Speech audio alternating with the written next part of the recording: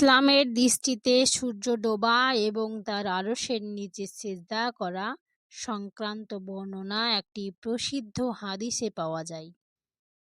এটি ইসলামের আধ্যাত্মিক ও ব্যাখ্যামূলক দিক তুলে ধরে।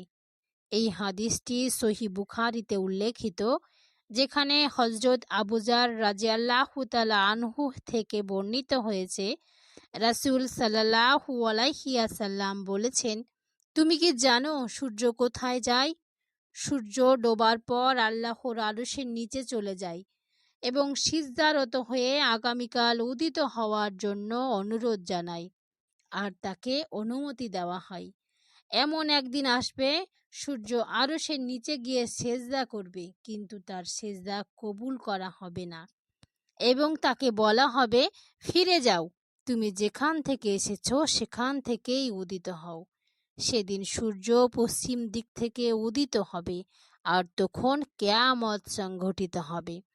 আর সূর্য পশ্চিম দিক থেকে ওঠার সঙ্গে সঙ্গে তওবা বা অনুশোচনার দরজা বন্ধ হয়ে যাবে। হাদিসের এই অংশে সূর্যের আরশের নিচে সেজদা করা আসলে আল্লাহর প্রতি সূর্যের আনুগত্যের প্রতীক। চাঁদ, সূর্য ও সব সৃষ্টি আল্লাহর হুকুম মেনে চলে।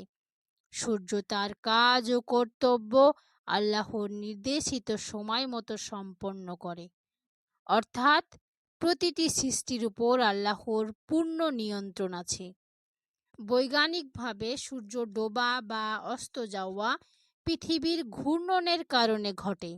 ইসলামের ব্যাখ্যায় এটির আধ্যাত্মিক দিক আল্লাহর কুদরতের প্রতি নির্দেশ করে, যেখানে সূর্য তার কর্ম সম্পাদন করতে আল্লাহর নির্দেশ পালন করে।